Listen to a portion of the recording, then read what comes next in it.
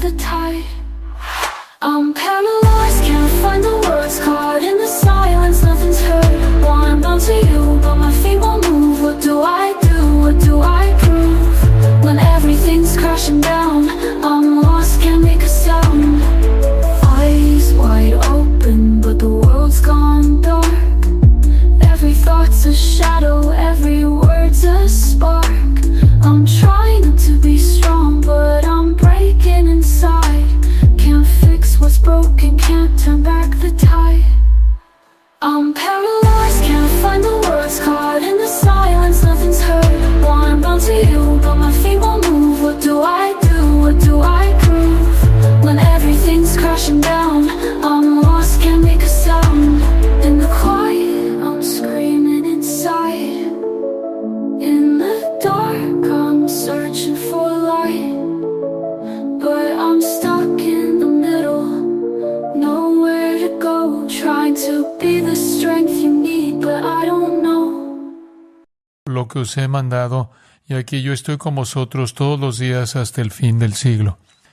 Esa es la gran comisión, evangelizar a las naciones, llevándoles el evangelio para que crean, confíen en Cristo, sean bautizados, inicien por el camino del discipulado, que es definido como ser obediente a todo lo que el Señor ha mandado. Así que estamos concentrados en proclamar el evangelio mediante el cual la gente salvada se vuelve discípulo y vive y sirve en obediencia a Dios. Esa es nuestra misión.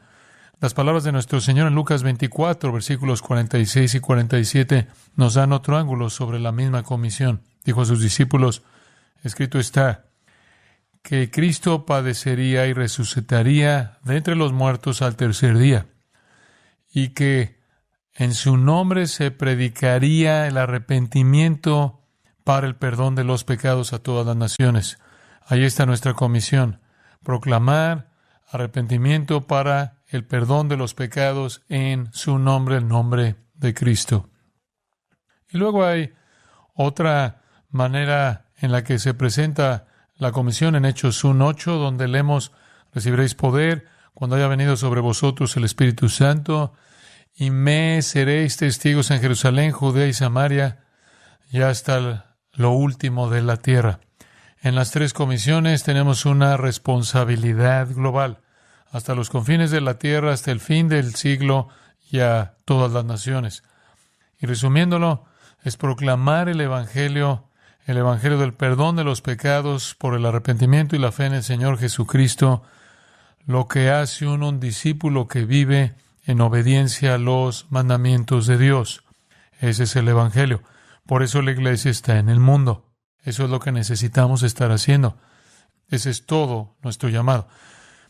Un par de pasajes son importantes de entender, conocidos a la luz de eso. Uno está en el capítulo 10 de Romanos y está familiarizado con él, pero permítame leer algunos versículos de Romanos 10 que comienzan en el versículo 13. Porque todo aquel que invocar el nombre del Señor será salvo. Conforme vamos predicando el Evangelio, estamos animando a la gente a invocar el nombre del Señor para ser salvos. El siguiente versículo dice, el versículo 14 de Romanos 10, dice, ¿cómo pues invocarán a aquel en quien no han creído? ¿Cómo creerán en aquel de quien no han oído? ¿Cómo oirán sin que alguien les predique? ¿Cómo predicarán si no fueran enviados? Como está escrito, cuán bellos son los pies de los que anuncian buenas nuevas. Sin embargo, no todos creyeron a nuestro anuncio, porque Isaías dijo, Señor, ¿quién ha creído a nuestro anuncio? Así que la fe viene por el oír y el oír por la palabra de Dios. Cumplir la gran comisión significa que tenemos que ser enviados, tenemos que predicar el Evangelio para que la gente pueda oír y al oír creer y ser salvo. Entonces, primordialmente cuando pensamos en la gran comisión, estamos hablando de la predicación del Evangelio. Esa es la prioridad, obviamente. Esos textos que acabo de leer lo presentan de manera clara. Pero hay otro texto que quiero agregar esos, que es muy importante y pertenece justo al lado de ellos, y se encuentra en 1 Timoteo capítulo 2, así que vaya a 1 Timoteo capítulo 2, y al principio de ese capítulo quiero leer varios versículos hasta el versículo 7. 1 Timoteo 2, versículos 1 al 7. Porque aquí hay otra responsabilidad a la cual la iglesia es llamada. Exhorto ante todo, 1 Timoteo 2:1, Aquí está la prioridad. Exhorto que se hagan rogativas, oraciones, peticiones y acciones de gracias, se hagan por todos los hombres. Así que debemos estar rogándole a Dios por todos los hombres. ¿En qué sentido exacto se dirige esa oración? ¿Con qué propósito? Siga leyendo. Por los reyes y por todos los que están en eminencia, y eso es impactante. Y voy a hacer un comentario de eso en un momento. Debemos estar orando por todos los hombres, pero el grupo demuestra que él identifica es reyes y todos los que están en eminencia, para que vivamos quieta y reposadamente en toda piedad y honestidad. Si usted quiere vivir una vida tranquila, si quiere vivir una vida pacífica en la sociedad humana, en toda piedad y honestidad, ore por los gobernantes. Porque tanto de lo que una sociedad es, como bien lo sabemos, es un resultado directo de sus gobernantes y líderes. Y Dios quiere que oremos por aquellos que nos gobiernan. El versículo 3 dice, porque esto es bueno y agradable delante de Dios nuestro Salvador. ¿Por qué? Porque Él quiere que todos los hombres, todo tipo de hombres, sean salvos y vengan al conocimiento de la verdad. Porque hay un solo Dios y un solo mediador entre Dios y los hombres, Jesucristo hombre, quien se dio a sí mismo en rescate por todos, de lo cual se dio testimonio a su debido tiempo. Para esto fui constituido predicador y apóstol. Ahora, el contexto aquí es salvación, puesto que Dios desea la salvación. Si Él desea la salvación de todo tipo de hombres, si Él desea que lleguen al conocimiento de la verdad, es por eso que Él ha provisto la salvación mediante el rescate del versículo 6 para todos provisto por Cristo Jesús. Así que el contexto es la salvación. Un Dios y solo uno, por lo tanto, solo una religión verdadera. Un mediador y uno solo, Jesucristo hombre, por lo tanto, un solo Salvador. Un rescate por todos, el único rescate, y de esta manera un evangelio, un camino de salvación. Debido al plan de salvación de Dios, y debido a que Dios desea que todo tipo de hombres en todos los estratos y naciones y tribus y lenguas y pueblos, como el cielo lo mostrará en el libro de Apocalipsis, debemos orar por la salvación de todos los hombres, pero especialmente por aquellos que gobiernan sobre nosotros, porque esa conversión a ese nivel cambia la cultura dramáticamente. Entonces, cuando las cosas no son como a usted le gustaría que fueran, sí reconocemos que el pecado tiene consecuencias, sí reconocemos que el juicio divino está operando, pero aún así, la promesa aquí es que debemos orar por la conversión de los gobernantes, porque cambiará la vida tal como la conocemos. Ahora, lo que es fascinante de este mandato es que el rey en ese entonces era Nerón. Entonces, el apóstol Pablo está llamando a los cristianos a orar por la salvación de Nerón. ¿Por qué es eso tan extraño? Porque Nerón fue un gobernante tan miserable como sería posible o concebible que alguien fuera. Obviamente, él era un pagano romano de la clase más rancia. Él, por ejemplo, asesinó a su propia madre, quien también era su amante. A la edad de 15 años se casó con su hermanastra, después se divorció de ella, después la desterró y luego le cortó las muñecas y luego la asfixió y en un último acto de indignidad la decapitó. La hermanastra que una vez había sido esposa de él. Él se casó con otra esposa y la asesinó a patadas cuando ella estaba embarazada. Él mató a sus seres queridos más cercanos y se volvió a casar, nada más que la próxima vez que se casó con un hombre castrado, vestido con un vestido de novia. en una ceremonia de boda completa. Nerón es un nombre que es sinónimo de degeneración. Él encontró satisfacción en atar a la gente en público, desnudos y luego mutilándolos tanto a hombres como a mujeres para que todos los vieran. Su copa estaba tan llena de miseria que él se suicidó a la edad de 30 años. Y durante todos esos horribles e inicuos 30 años, él también estuvo ocupado persiguiendo a los cristianos, el primer perseguidor de cristianos.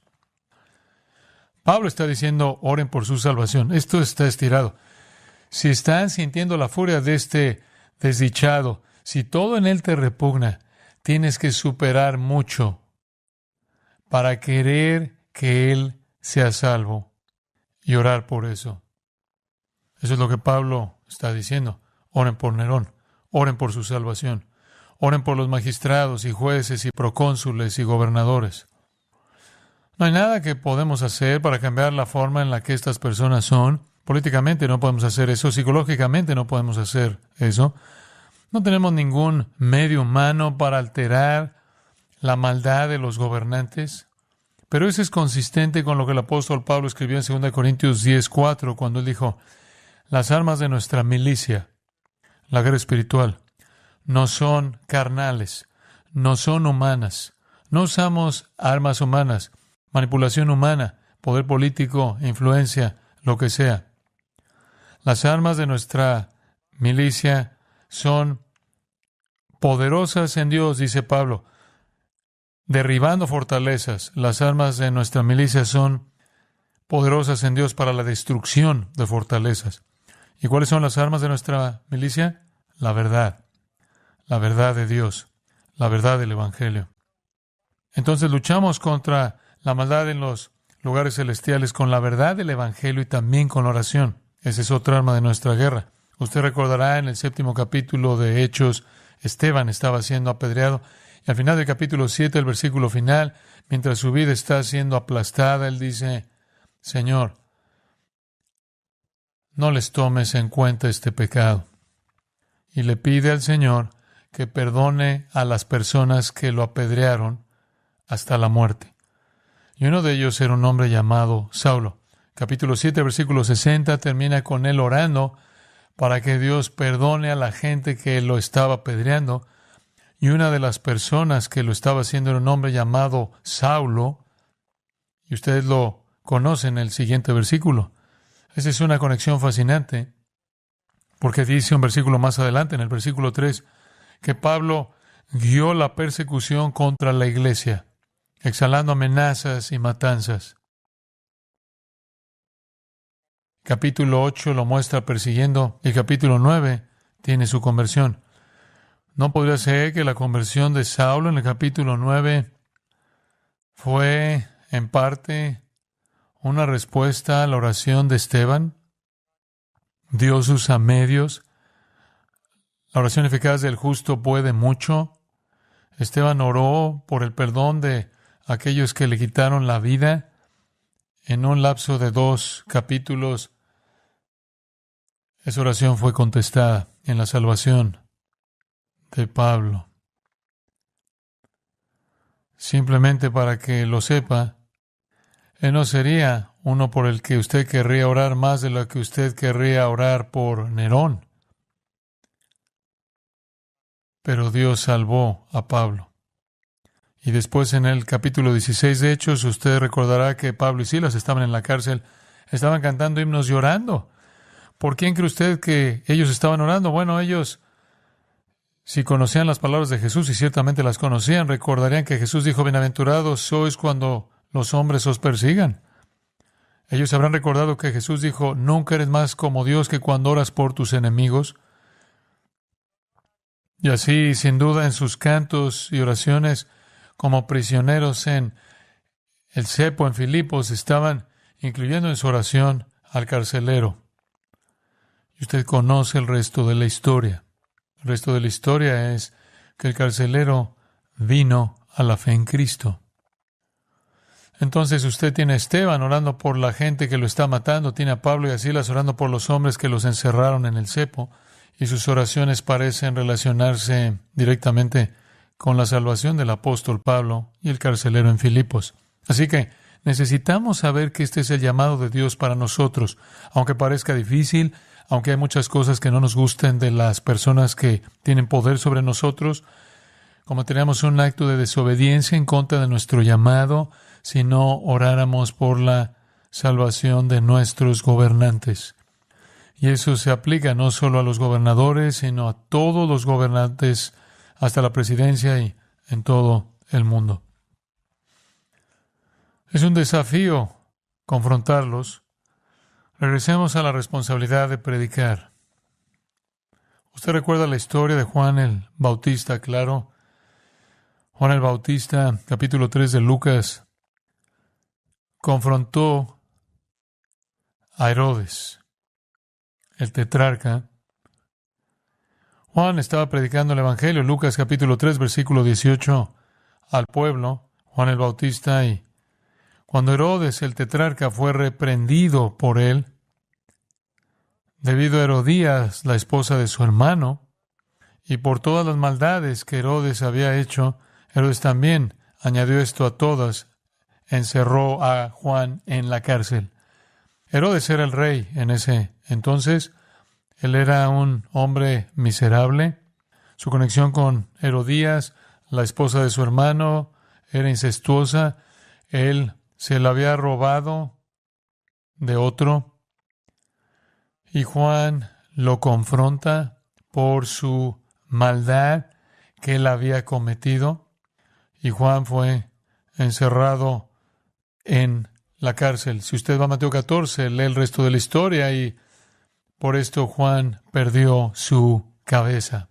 Su cabeza fue servida en un platón a Herodes. A Juan le costó la vida ser honesto con un gobernante, presentarle la verdad a un gobernante. A Jesús le costó la vida presentar la verdad a un gobernante. Él habló con Pilato, él habló con Caifás. Colectivamente todos se unieron, lo ejecutaron. Y después estaba Pablo. En el 9º capítulo del libro de los Hechos, donde tenemos el relato de su conversión, hay un comentario allí que está relacionado con su llamado. Es un comentario muy directo. Capítulo 9 y versículo 15. El Señor le dijo, Ananías, después de la conversión en el camino a Damasco, el Señor dice acerca de Pablo, Él es instrumento escogido para llevar mi nombre delante de los gentiles y de los reyes y de los hijos de Israel, porque yo le mostraré cuánto es necesario que sufra por causa de mi nombre. Él fue llamado a ir delante de reyes. Ahora, anótelo, el gobierno es el perseguidor máximo de la iglesia, siempre lo ha sido porque tiene el poder de la prisión y el poder de la muerte. Mataron a Juan el Bautista por enfrentarlos, mataron a Jesús por enfrentarlos. Y aquí está la promesa en la misma comisión de Pablo de llevar el Evangelio a reyes, y debido a eso él va a sufrir mucho.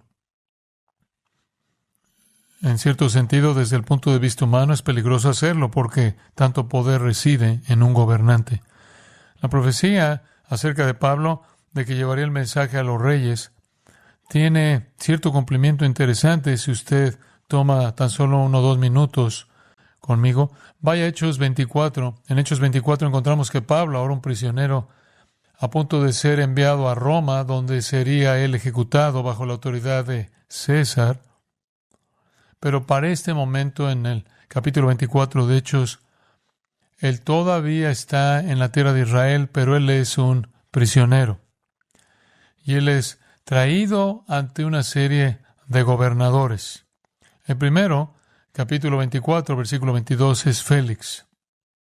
Y Félix tenía un conocimiento exacto del camino, lo cual es una referencia al evangelio cristiano.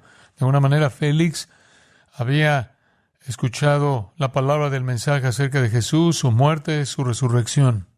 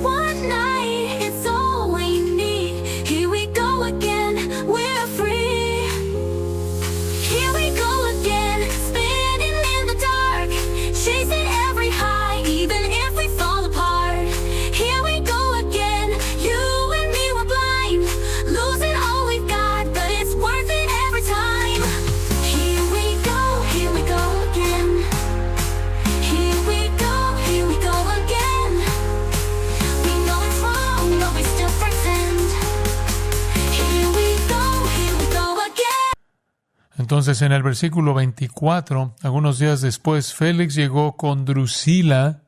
Drusila era una esposa ilegítima, una esposa de fornicación y adúltero, que fue seducida por un hechicero y la apartó de su esposo para convertirse en la esposa de Félix. Félix llega con esta mujer, su esposa que era judía, y mandó llamar a Pablo y lo escuchó hablar sobre la fe en Cristo Jesús. Si mandabas traer a Pablo, eso era lo que ibas a escuchar. Pablo vino y habló de la fe en Cristo Jesús a Félix. Su mensaje está delineado en el versículo 25. Hablaba de la justicia, el dominio propio y del juicio venidero. Hombre, ese es un golpe directo. Pablo está hablando de justicia, el estándar justo de Dios. Y luego le está hablando del dominio propio, o el tema del pecado, la incapacidad del pecador de cumplir con el estándar justo porque él no puede superar su pecaminosidad.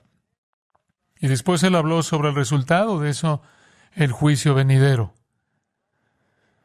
Justicia, dominio propio y juicio, y el resultado fue que Félix se aterrorizó y dijo: vete por el momento y cuando tenga tiempo te llamaré. Estaba aterrado. Era un hombre de una vida tan baja que al mismo tiempo también, dice el versículo 26, estaba esperando que Pablo le diera dinero. Parte de la política, ¿no? Soborno. Un alma miserable. Pero Pablo lo confrontó con la justicia, el pecado y el juicio. Él fue sucedido en el versículo 27 por el siguiente gobernador, Porcio Festo, y Pablo va delante de él. Capítulo 25, baje al versículo 10. Pablo está hablando con Festo. Él dice, estoy de pie ante el tribunal de César, donde debo ser juzgado. No he hecho ningún mal a los judíos, como también sabéis muy bien. Si pues soy un malhechor y he cometido algo digno de muerte, no me niego a morir. Pero si ninguna de las cosas de que estos hombres me acusan es verdad, los judíos lo acusaban de crímenes contra Roma, entonces nadie puede entregarme a ellos. A César apelo, soy ciudadano romano. Entonces Festo, consultando con su consejo, respondió, a César has apelado, a César irás. Sin duda en la conversación con Festo, Pablo tuvo otra oportunidad de delinear su historia e incluso su conversión. El siguiente gobernante al que se enfrenta en el capítulo 26 es un hombre llamado Agripa. Vaya al versículo 19. Pablo es traído ante este hombre, quien tiene poder de vida y muerte sobre él si decide ejercerlo. Entonces, rey Agripa, no fui desobediente a la visión celestial. Él está dando su testimonio. Agripa, él describió la experiencia del camino a Damasco en los versículos anteriores. Pero seguí declarando primero a los de Damasco y también a los de Jerusalén, y luego a toda la región de Judea y aún a los gentiles que se arrepintieran y se volvieran a Dios, haciendo obras dignas de arrepentimiento. Él le dice a Agripa, he estado predicando continuamente el evangelio del arrepentimiento y la salvación en Cristo. Por esta razón, algunos judíos me aprendieron en el templo y trataron de matarme.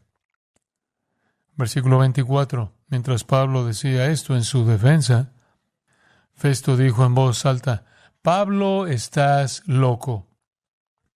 Las muchas palabras te están volviendo loco. Pero Pablo dijo, no estoy loco, excelentísimo Festo, pero pronuncio palabras de sobria verdad, porque el rey sabe estas cosas, y yo también le hablo con denuedo, ya que estoy persuadido de que ninguna de estas cosas escapa a su conocimiento, porque esto no se ha hecho en un rincón. Has estado aquí por mucho tiempo, conoces la historia de Cristo y conoces la predicación del evangelio de su resurrección. Rey Agripa, versículo 27. ¿Crees a los profetas? Sé que crees. Agripa le respondió a Pablo, ¿por poco me persuades en volverme cristiano? Es más una pregunta que una afirmación de un hecho. ¿Estás bromeando? ¿Estás siendo ridículo? ¿Crees que puedes convencerme de convertirme en cristiano? Pablo dijo, versículo 29, quisiera a Dios que ya sea en un tiempo corto o largo, no solo tú, sino también todos los que me oyen hoy, lleguen a ser como yo, excepto por estas cadenas. Ese era su corazón. Él deseaba la salvación de todos ellos. Y Agripa el segundo, es este, por cierto, el bisnieto de Herodes el Grande, el Herodes en el tiempo del nacimiento de Cristo. Su padre fue Agripa el primero, quien mató a Jacobo y encarceló a Pedro, pero Agripa el segundo es un gobernante designado por los romanos, es el último de los reyes de Judea. Tiene una consorte, una mujer llamada Berenice, que no es su esposa, pero ella es su hermana y él es su amante. El incesto era muy común. Ella y él también son hermanos de Drusila, la esposa seducida de Félix. Son un grupo muy miserable. Por cierto, Berenice, su hermana y amante, según la historia romana, tuvo muchos amantes, pero siempre regresaba a su hermano. Ahora no tenemos ningún registro de ningún arrepentimiento por parte de estos. Hubo desprecio lo que salió de Agripa. Así que usted podría hacer la pregunta, ¿hubo alguna vez un gobernante que al escuchar el evangelio respondió positivamente? Y la respuesta está en el capítulo 13 de Hechos. Capítulo 13 de Hechos. Y Pablo está en la isla de Chipre. Y usted puede ir al versículo 6. Recorrieron toda la isla hasta Pafos, encontraron un mago, un falso profeta judío cuyo nombre era Bar Jesús, que estaba con el procónsul. Ese es un gobernador regional. Así que aquí nos encontramos con un gobernador regional en Chipre llamado Sergio Paulo, un hombre de inteligencia. Este hombre llamó a Bernabé y a Saulo y procuró oír la palabra de Dios. Pero Elimas, el mago, que es solo otro nombre para Bar Jesús, se oponía a ellos, procurando apartar de la fe al procónsul. Así que Pablo está evangelizando al procónsul y este hechicero poseído por demonios está contrarrestando ese evangelismo al representar al diablo. Pero Saulo, también conocido como Pablo, lleno del Espíritu Santo, fijó su mirada en este hechicero y dijo: lleno de todo engaño y fraude, hijo del diablo, enemigo de toda justicia, no cesaréis de torcer los caminos rectos del Señor. Estás torciendo y pervirtiendo la verdad. Esto es lo que Satanás hace. Trata de disfrazarse de ángel de luz. Así que Pablo desenmascara a este antagonista poseído por demonios. En el versículo 11, él hace más que desenmascararlo. Aquí la mano del Señor estará sobre ti y serás ciego y no verás el sol por un tiempo. Inmediatamente una niebla y oscuridad cayeron sobre él y anduvo buscando a quienes lo llevarían de la mano. Entonces el procónsul Sergio Paulo creyó al ver lo que había sucedido y se maravilló de la enseñanza acerca del Señor. Sí, hay un gobernador que se convirtió cuando había un hechicero satánico poseído por un demonio que intentaba paso a paso, frase por frase, contrarrestar la predicación del Evangelio. El nombre de Sergio Paulo está inscrito en artefactos antiguos en Chipre y también está en la historia natural de Plinio, el historiador romano, donde aparece su nombre. Así que sí, los gobernantes fueron confrontados y rara vez respondieron positivamente confiando en el Señor Jesucristo. ¿Eres tú nuevo? ¿Eres tú algo nuevo en el Nuevo Testamento? No, porque Juan el Bautista fue el último de los profetas del Antiguo Testamento y su confrontación contra Herodes le costó la vida. El Antiguo Testamento nos da muchas ilustraciones. Podría darle 40 ilustraciones de hombres piadosos del Antiguo Testamento confrontando gobernantes. Permítame recordarle de algunos.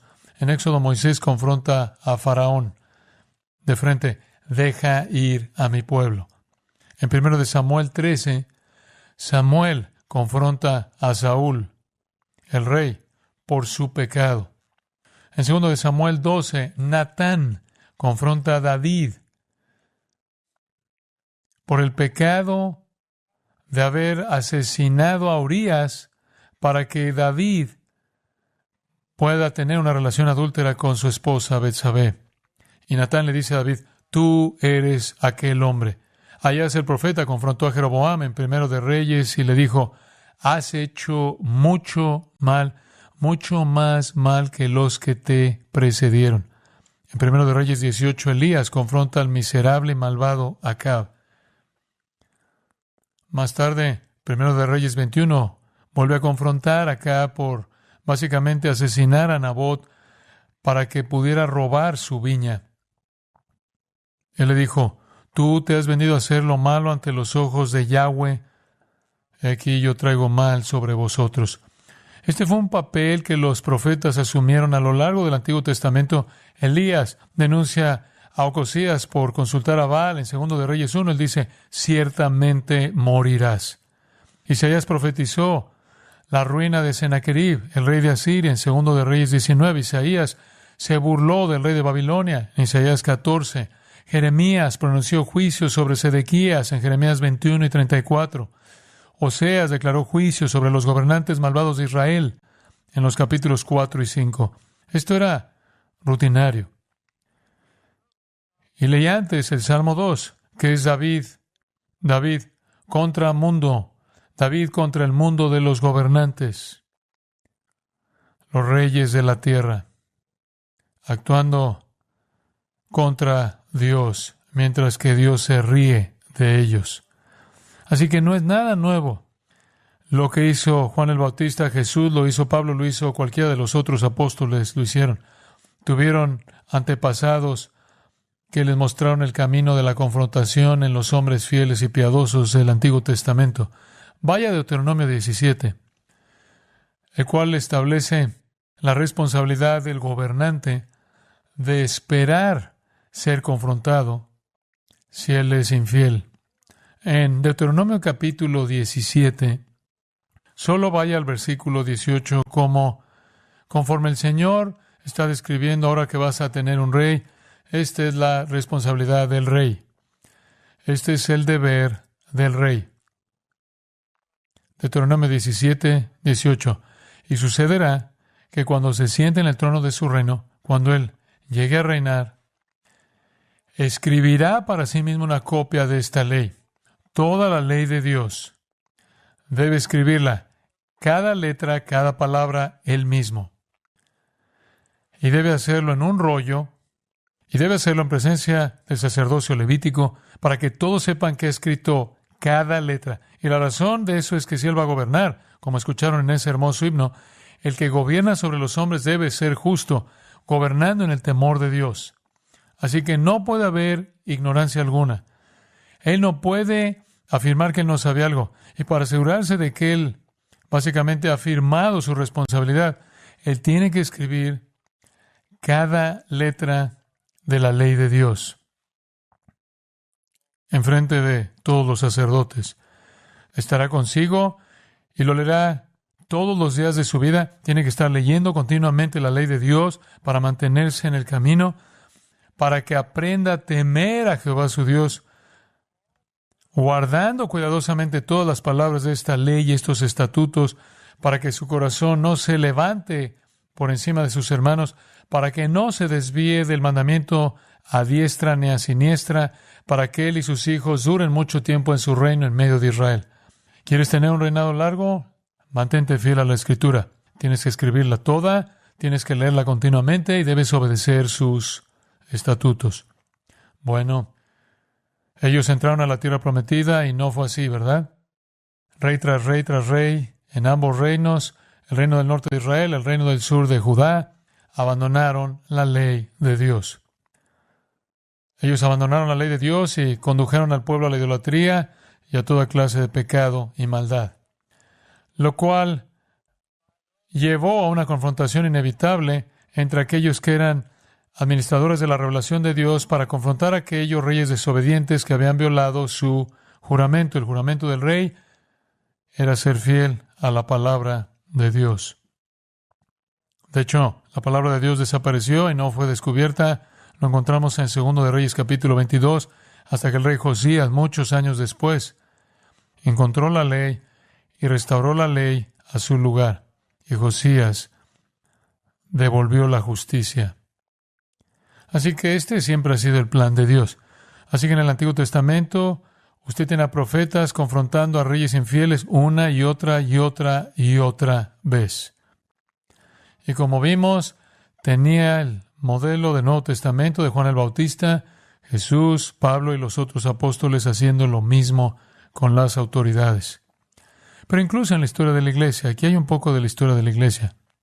Alrededor del año 150, el apologista cristiano Justino Mártir escribió una carta abierta al emperador romano Antonio Pío, y en esa carta defendió la veracidad del cristianismo y argumentó que el gobierno romano debería dejar de perseguir a los creyentes.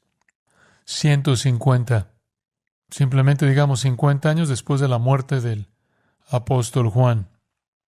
Alrededor del año 155, había en Esmirna un renombrado pastor que conocía a Juan, llamado Policarpo, quien fue juzgado ante un gobernador romano. Él fue acusado de ser un cristiano y se le instó a retractarse. Policarpo se negó a hacer eso, reiteró su lealtad a Cristo e instó al gobernador a arrepentirse o enfrentar el fuego eterno del juicio de Dios. En la generación posterior a Policarpo, un autor llamado Tertuliano también escribió una apología de la fe cristiana.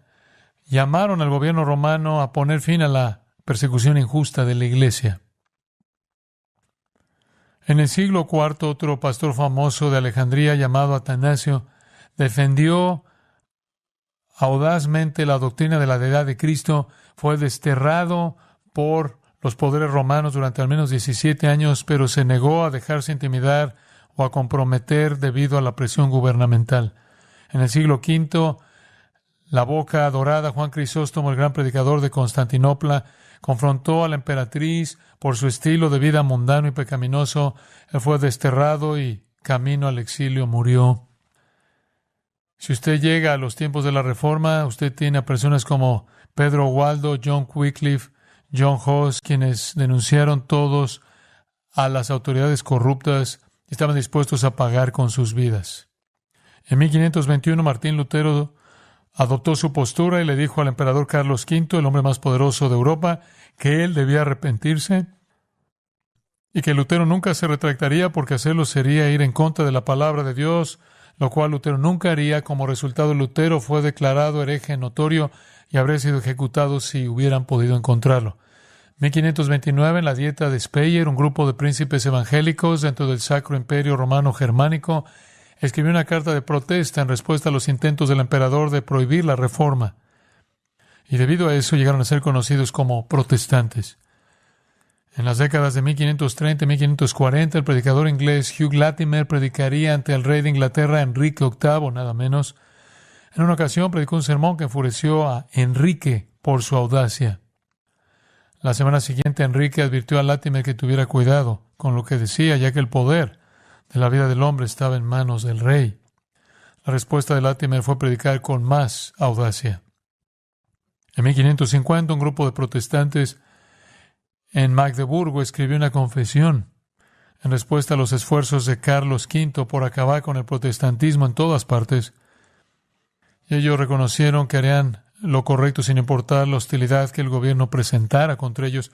Es famoso que en 1563 Juan Knox, el gran reformador escocés, confrontó a la reina católica de Escocia por su matrimonio no bíblico y él fue tan poderoso que ella comenzó a llorar. En 1603, 1000 líderes puritanos escribieron una carta al rey Jacobo I, llamándolo a reformar la iglesia en Inglaterra. Ignoró la petición y continuó persiguiendo a los puritanos. Y luego, en 1638, los creyentes escoceses firmaron un pacto nacional resistiendo los esfuerzos del rey Carlos por interferir con la iglesia y la adoración verdadera. Ya se ha pasado a lo largo de la historia. Podemos retroceder y comenzar con Moisés confrontando a Faraón y recorrer toda la historia de la iglesia.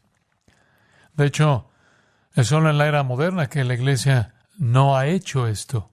¿Qué tan triste es eso? ¿Qué tan triste es eso? Ese es nuestro llamado.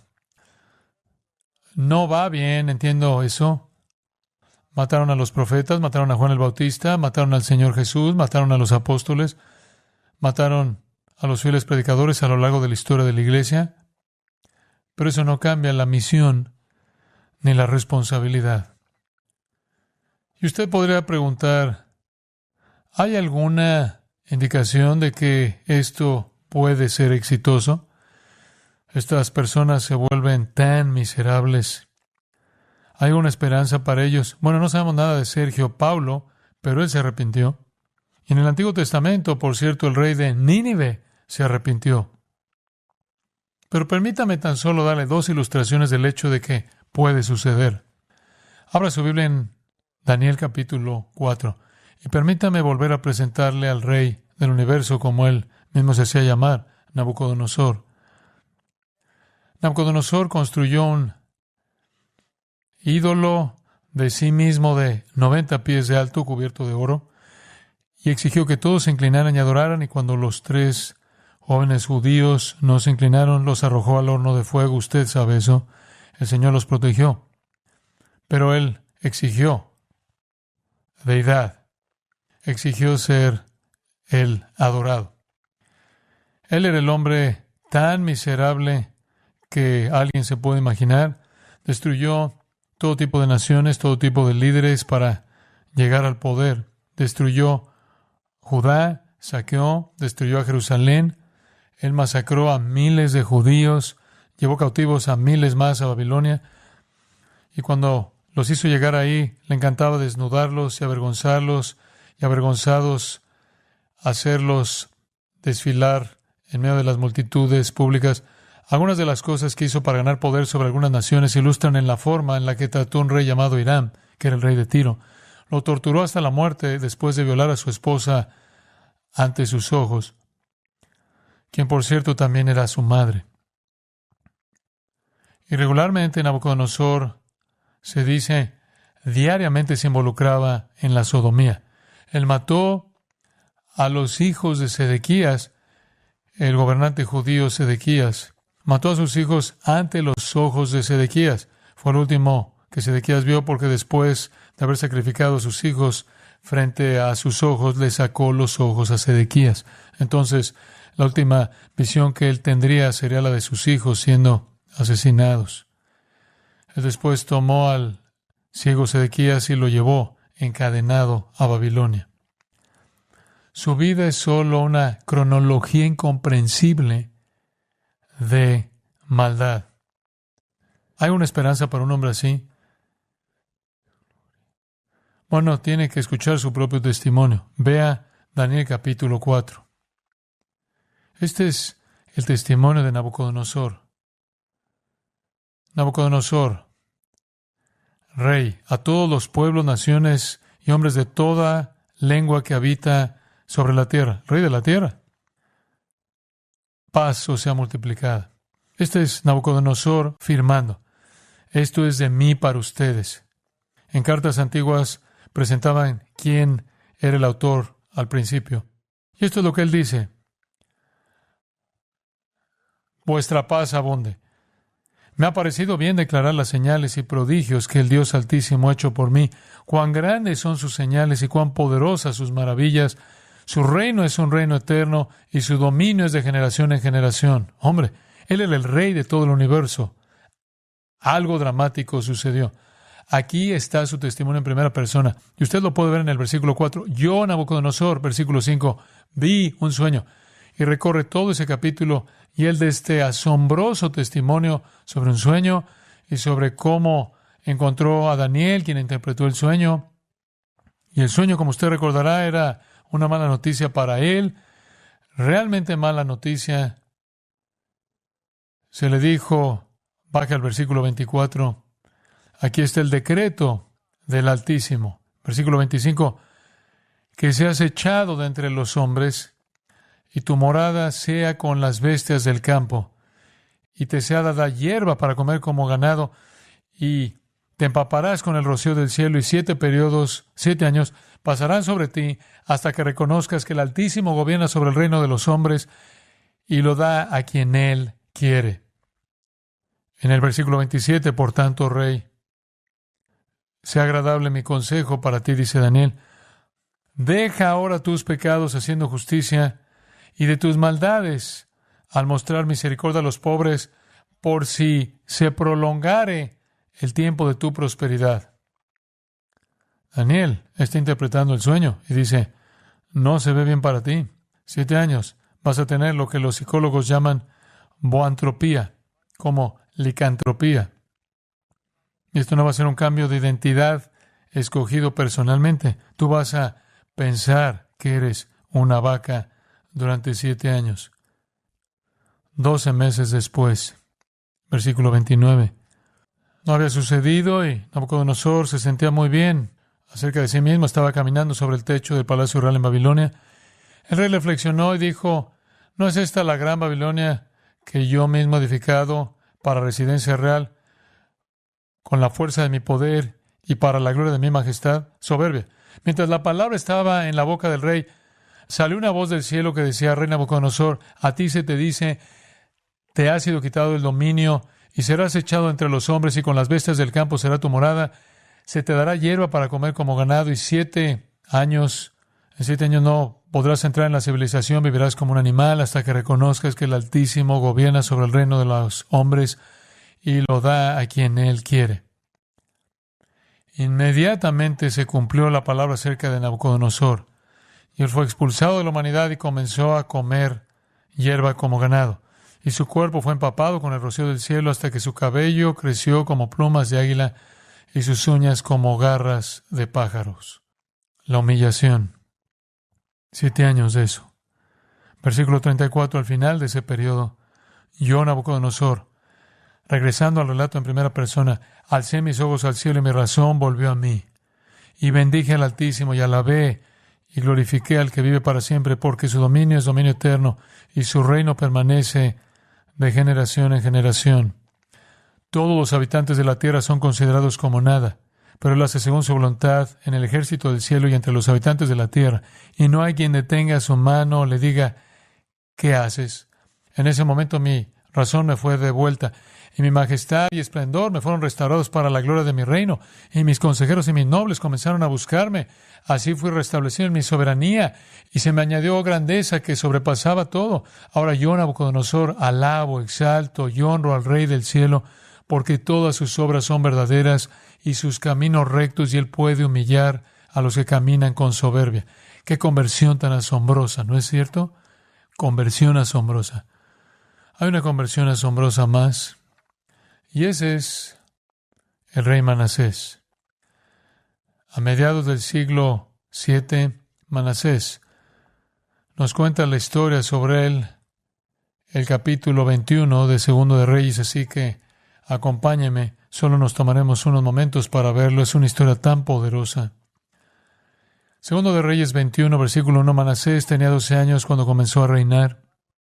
Por cierto, él correinó con su padre, Ezequías, durante los primeros 10 años más o menos, y terminó reinando 55 años en Jerusalén, y el nombre de su madre era Epsiba. Se volvió rey a los 12, los primeros 10 años cogobernó con su padre Ezequías. Ezequías era un individuo piadoso, él fue instruido personalmente por su padre. Su padre fue un buen rey, gobernó durante 29 años, destruyó los ídolos en la tierra, destruyó incluso la estatua de la serpiente de bronce que Moisés había levantado porque se había convertido en un ídolo, purificó el templo, restableció la celebración de la Pascua. Así que Manasés, como pequeño, tuvo la maravillosa oportunidad de ver la provisión de Dios. Y por cierto, cuando tenía 5 años, fue cuando los asirios amenazaron el trono de su padre y el reino, y un ángel del cielo vino y mató a 185,000 asirios para proteger a su pueblo. Así que Manasés había visto mucho como niño. Pero ¿qué dice el versículo 2 sobre él? Él hizo lo malo ante los ojos de Jehová. Ahora eso es familiar. Si está leyendo acerca de los reyes de Judá, Israel, verá que hizo lo malo ante los ojos de Jehová como sus padres, o hizo lo bueno ante los ojos de Jehová como su padre. Todos son básicamente comparados con su padre, pero no con Manasés. No, él hizo lo malo ante los ojos de Jehová, conforme a las abominaciones de las naciones que Jehová desposeyó delante de los hijos de Israel. Usted ni siquiera podía usar a otro rey judío como una ilustración de su condición miserable porque él era pagano. Usted solo podía compararlo con las abominaciones de los cananeos. Y allí en el versículo 11 dice que sus abominaciones eran peores que todas las de los amorreos, y los amorreos tenían por lo menos 16 deidades, y toda miseria inimaginable. Ni siquiera podía compararse con ningún otro rey judío, el más malvado de todos los reyes en los 330 años de la historia de su pueblo. ¿Cómo llega usted a ser tan malo? Homosexualidad, bestialidad, sacrificio de niños, idolatría, politeísmo. Versículo 3. Él solo puede ser comparado con los incrédulos, miserables, porque él reconstruyó los lugares altos que Ezequías su padre había destruido, erigió altares a Baal, hizo una acera como había hecho Acab, rey de Israel, y adoró a todo el ejército de los cielos y le sirvió. Adoraba al sol, la luna, las estrellas, los planetas. Él era sincretista, él colocó altares por todo el templo, por todo el patio del templo, incluso en el lugar santísimo. Él llenó las calles de Jerusalén de estatuas. Él era lo peor de lo peor, el más impío.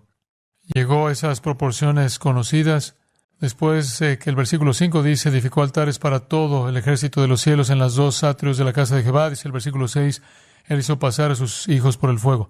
Él sacrificó a sus hijos a Moloc, a Baal, a los dioses. ¿Por qué hacían eso? Porque ese era el sacrificio definitivo. Porque usted estaba creando un hijo para cuidarlo usted en su vejez. Estaba creando un hijo para recibir el patrimonio, para perpetuar la familia, para perpetuar los tesoros de valor que la familia poseía. Y usted estaba tan dedicado a este Dios que usted decía, yo lo abandono todo, el sacrificio más grande que puedo hacerte es incinerar a mi hijo para decirte que te honro a tal grado que abandono toda seguridad para mi futuro en el mundo. Así de devotos eran. ¿Cómo se volvieron tan devotos a Baal? Porque creían que Baal era el dios de las tormentas, el dios del trueno, el dios del relámpago, el dios de la lluvia. Y si no llovía, entonces Baal estaba enojado. Y si no llovía, era cuestión de fertilidad, y entonces era una cuestión de supervivencia. Y entonces ellos llegaban al punto en el que de hecho sacrificaban a los niños que estaban criando para cuidar de ellos en el futuro. La adoración a Baal implicaba todo tipo de magia, rituales y prostitución sagrada, tanto masculina como femenina. Y toda esa prostitución sagrada era para incitar a Baal para traer lluvia. Manasés adoraba a Baal. El versículo